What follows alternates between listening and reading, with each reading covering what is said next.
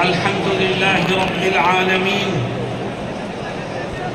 والصلاة والسلام على سيد المرسلين وعلى آله وصحبه أجمعين أما بعد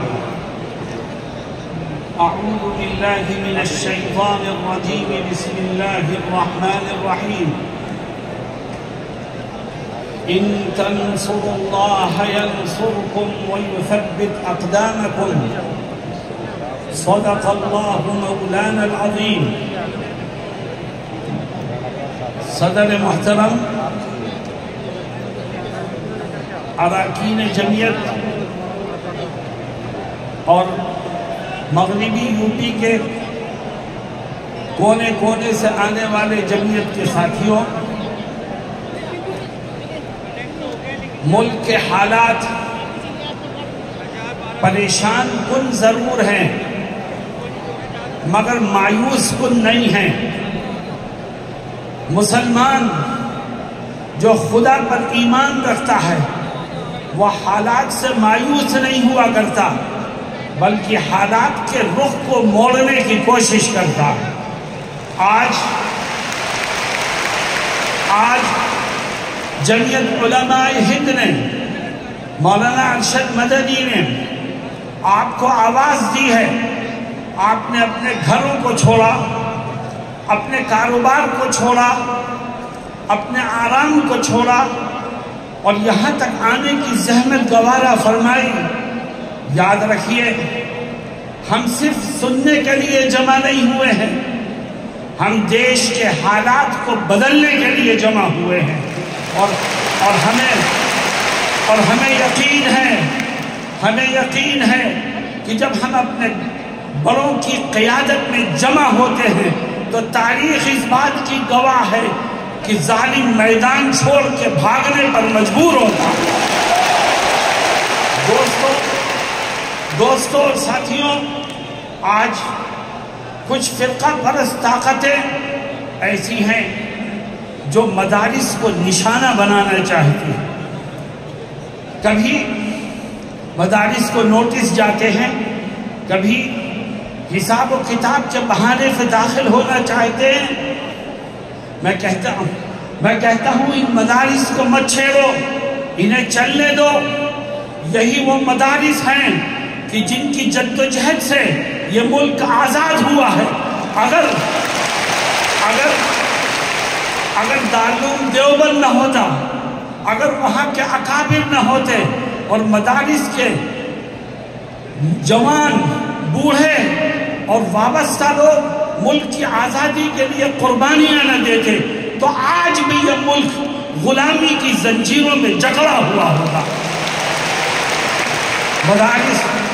مدارس کے لوگوں نے آزادی وطن کے لیے پھانسی کے پھندوں کو چوما، آزادی وطن کے لیے قید و بند کی صعوبتیں برداشت کی۔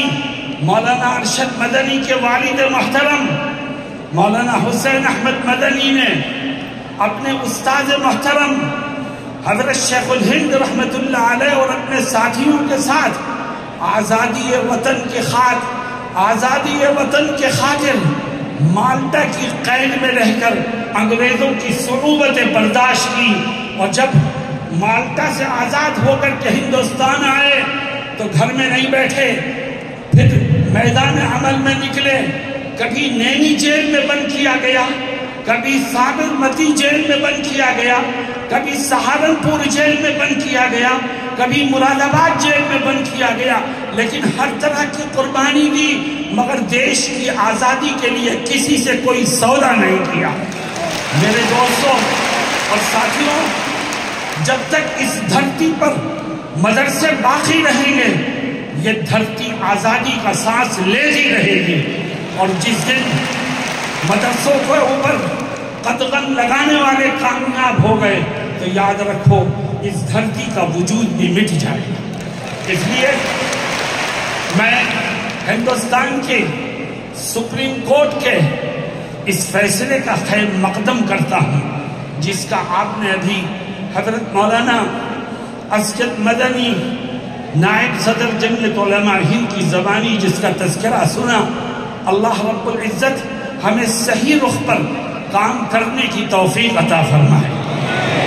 مسلمانوں، آج ہمارا دل دکھا ہے، ملک کے گوشے گوشے میں نبی کریم علیہ السلام کی شان رسالت میں گستاخیاں ہو گئی، ہماری جان آپ پر فدا ہے، اور آج کوئی بھی کھڑا ہو کر نبی کی شان میں گستاخی کرتا ہے۔